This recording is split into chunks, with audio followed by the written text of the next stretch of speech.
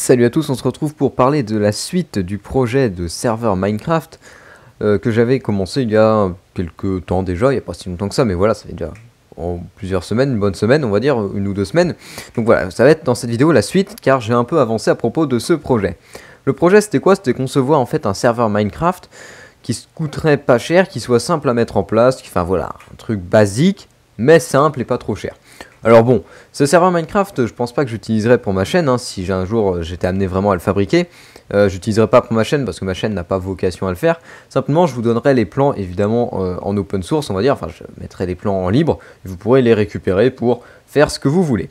Donc, on va parler un peu dans cette vidéo. Donc, qu'est-ce que je vais utiliser comme matériel? On va commencer par là.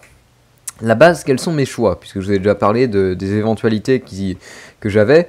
Ce que j'ai choisi d'abord pour commencer, comme vraiment ordinateur, comme calculateur, hein, ça va être un Raspberry Pi. Donc voilà, c'est un peu étonnant, mais ça permet comme ça d'avoir un ordinateur vraiment pas cher, un petit ordi, donc c'est compact, pas cher, ça consomme pas trop et tout. Donc on utilisera en fait un Raspberry Pi 2, donc la version 2 B+, hein, enfin version 2B comme on l'appelle, pas le B+, justement. Donc un Raspberry Pi 2 qui servira de fondation à ce projet, puisque ce sera la carte mère en fait. Là-dessus qu'on va trouver le processeur, la RAM et tout. Donc je vous ai fait une vidéo sur ma chaîne pour vous présenter un peu le Raspberry Pi 2 vite fait, un déballage du Raspberry Pi 2. Donc voilà, n'hésitez pas à aller voir cette vidéo si vous voulez en savoir plus sur cette carte qui est très sympatoche. Donc le Raspberry Pi 2, ça me servira de base en fait pour ce projet, parce que bah voilà, comme j'ai dit, on est sur une carte qui vaut, on peut la trouver aux alentours des 35 € généralement, ça dépend où est-ce que vous l'achetez, mais entre 30 et, par exemple je sais que j'ai eu le mien pour 30 €, entre 30 et 40 € vous pourrez trouver la carte. Donc sachant que je vous ai dit qu'on avait un budget d'environ, je sais plus combien j'avais dit en budget, j'avais dit 80 €, un truc comme ça, sachant qu'on peut utiliser des éléments de récupération, voilà. Mettre on va dire 35 € dans un Raspberry Pi, ça rentre parfaitement dans le budget, et c'est beaucoup moins cher que d'utiliser un NUC ou ce genre de choses. Donc un Raspberry Pi 2, ça c'est la base. Ensuite il faudra évidemment de la mémoire pour notre serveur, donc on va utiliser, une carte SD, puisque le Raspberry Pi 2 exploite les cartes micro SD hein, pour comme stockage comme disque dur si vous voulez en quelque sorte. Donc une carte SD, je vous conseille d'avoir une carte SD de 32 gigaoctets environ. Ça fera également partie de la liste du matériel, ce qu'on peut trouver pour aujourd'hui une vingtaine d'euros. Donc voilà, ça fait quand même une bonne part dans le budget, mais voilà, il faut absolument du stockage qui tienne la route. Sachant qu'on peut utiliser une vieille carte SD, du moment que c'est du micro SD, de toute façon c'est bon, donc la vieille carte SD de votre téléphone, ça peut par exemple le faire. On trouvera également, pour notre Raspberry Pi, on aura besoin également d'un... Alors pour le projet, ce projet-là, parce que je vais vous montrer un peu après à quoi ça ressemblera, on aura besoin également d'un chargeur en fait de téléphone portable, enfin d'un transformateur vers un transformateur 230 volts AC, donc transformateur courant secteur, vers du 5 volts USB en fait. Donc du 5 volts avec 1,5 ampères on va dire. Donc voilà, il faudra en fait quelque chose qui correspond à un chargeur de téléphone portable, un chargeur secteur vers USB, comme ce qu'on trouve notamment, voilà, comme je disais pour les téléphones portables. Ce sera parfait pour ce projet, puisqu'on va avoir besoin d'alimenter le Raspberry Pi. Et comme on va faire un projet un peu tout en un, j'ai choisi d'alimenter le Raspberry Pi directement en interne, ce qui permet d'avoir juste à brancher un câble 230 volts. C'est beaucoup plus pratique que d'avoir à trouver une alimentation USB, même si ça peut quand même toujours servir. Voilà, ça marche également. Donc voilà, on aura besoin d'un transformateur, puis après on aura besoin d'un peu de matériel. Alors ça dépendra avec quoi vous voudrez réaliser les plans, enfin réaliser la boîte, le Raspberry Pi, ce qui va le contenir en fait, parce que je vais vous montrer ça juste après. Donc je vais vous montrer les plans d'ailleurs maintenant. Pour vous parler un peu, vous aurez besoin, après ça va être une question de réalisation. Ce que je vous conseillerais, le top actuellement, ce serait d'avoir une imprimante 3D sous la main. C'est pas quelque chose que tout le monde peut avoir, et malheureusement l'impression 3D sur commande, on va dire par internet, coûte encore assez cher. Le top, voilà, ce serait d'avoir une imprimante 3D. Je sais pas comment vous pourrez en avoir une, ou comment vous pourrez utiliser une imprimante 3D, mais le top ce serait ça.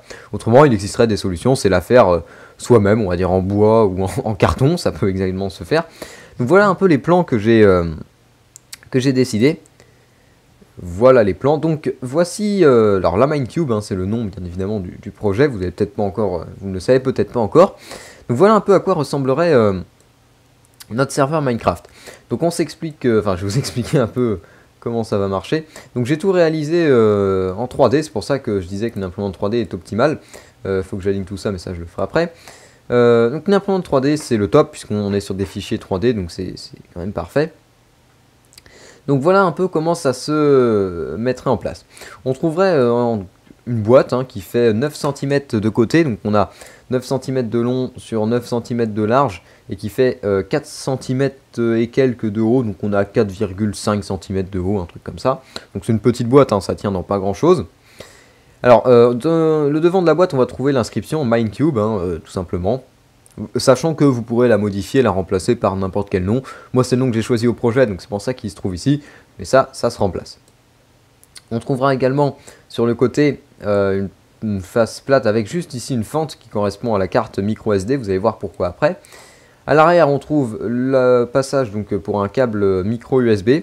Leur micro USB, donc, comme je disais, qui sert normalement à alimenter le Raspberry Pi, que nous on remplacera en interne. Je vous expliquerai un peu pourquoi après, justement je vais vous montrer un peu ça. On trouve ici un passage pour un port HDMI, donc c'est ce qui sert sur le Raspberry Pi 2 à afficher l'image. Ici la jack 3.5, donc audio et tout bazar. Le port Ethernet, la RJ45 Ethernet, et les 4 ports USB 2. On a un trou ici qui servirait à passer en fait un connecteur 230 volts, donc c'est... en fait, je sais que ça existe, ce sont les connecteurs en fait qui vous permettent de... Alors ce sont des câbles, je sais pas trop comment vous expliquer ça, il faudrait que je vous montre la pièce si j'arrivais à en avoir une en photo. Voilà, c'est une pièce en fait qui vous permet tout simplement de connecter un câble secteur, donc pas les câbles qu'on utilise pour les PC, les plus petits câbles qui servaient avant pour les lecteurs DVD, ce genre de trucs qui utilisaient notamment ces câbles. Donc voilà, ce sont des câbles un peu plus simples, on peut utiliser un connecteur et à l'arrière, donc on fait passer à travers, on le visse dedans et on retrouve donc nos prises, enfin nos fiches. Après, il y a un peu de soudure à faire, c'est un peu de travail quand même manuel, mais bon, c'est pas grand chose.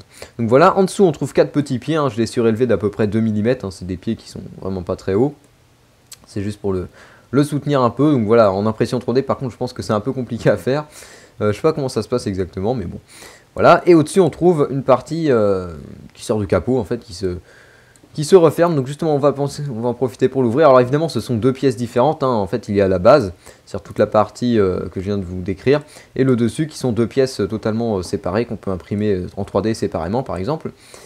Donc voilà, on trouve l'intérieur. Donc à l'intérieur vous pouvez voir notamment le Raspberry Pi, qui se trouve ici.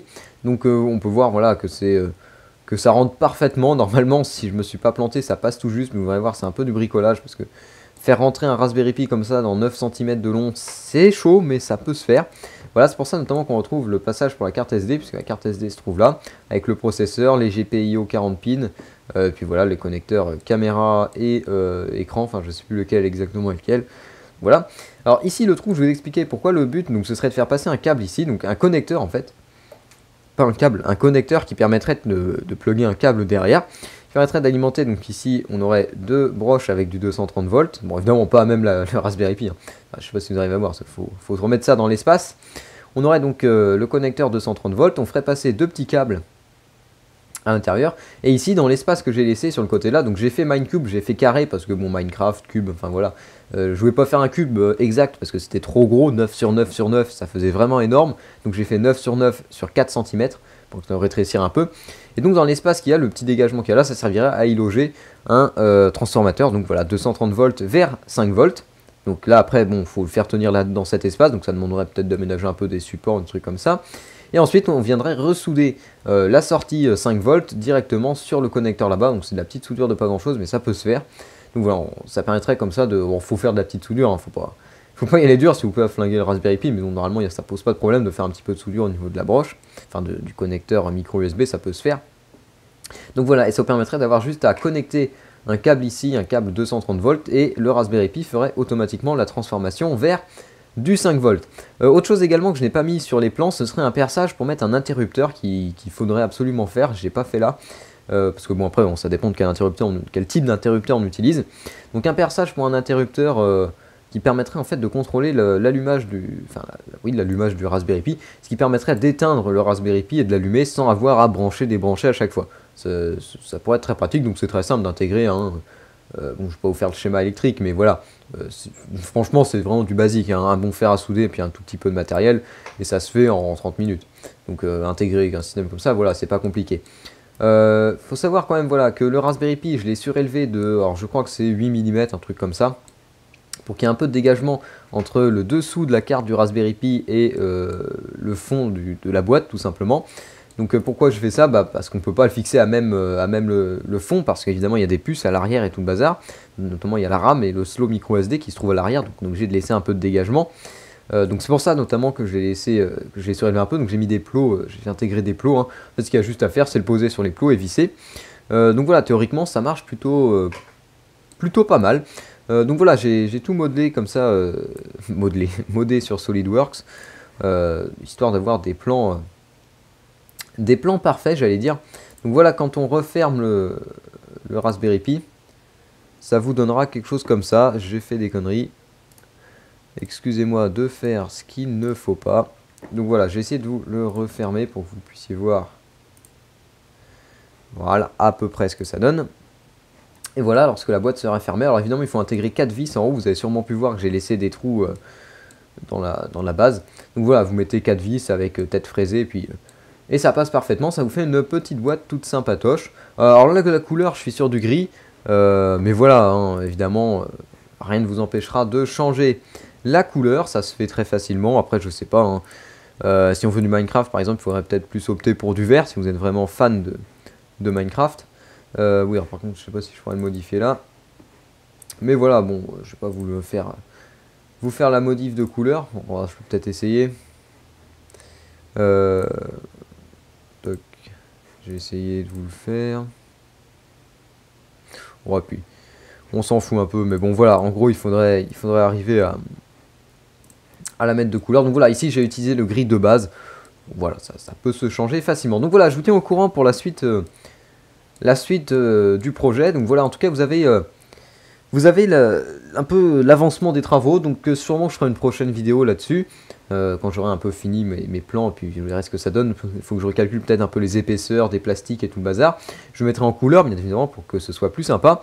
Et puis je vous mettrai les plans libres, hein, vous pourrez les télécharger. Donc ils ne seront pas disponibles sûrement à la fin de cette vidéo, mais dans une prochaine vidéo. Donc je vous les mettrai libres, et puis si vous voulez faire ce que vous voulez, l'imprime en 3D pour un projet, je sais pas quoi, voilà, vous aurez toujours les plans. Alors oui, du coup j'ai tout mis. Je crois que j'ai fait une connerie. En voulant changer la couleur, j'ai tout repeint. Bon, de toute façon, c'est pas grave, hein. J'ai bien évidemment tout en pièces détachées partout, c'est juste un petit assemblage, rien du tout. Voilà, donc c'était le projet de la Minecube qui avance, hein, ma foi, ça avance. Voilà, donc je vous tiens au courant pour la suite. Bon, il y aura sûrement encore plusieurs semaines entre la prochaine vidéo à ce sujet. Mais voilà, sachez que je travaille dessus, j'ai un peu bossé dessus, ça prend un peu de temps de concevoir comme ça en 3D, et surtout de faire les mesures exactes, hein, parce qu'il faut que le Raspberry Pi rentre parfaitement, parce que si une prise est décalée, ça va pas passer, donc ça va être le bordel. Donc j'ai essayé de faire ça au maximum. Voilà, c'est, on va dire, l'avancement des travaux. Voilà, donc si ce projet, si vous avez des propositions, hein, au niveau, si vous connaissez un peu mieux que moi encore en conception 3D, des trucs comme ça, et que vous avez des choses à me dire, hein, si j'ai fait des trucs pas très bien éventuellement dans mon plan 3D, vous pouvez toujours le dire. Voilà, donc si vous avez des commentaires à mettre, vous pouvez les mettre. Voilà, donc je vous dis salut à tous et à la prochaine.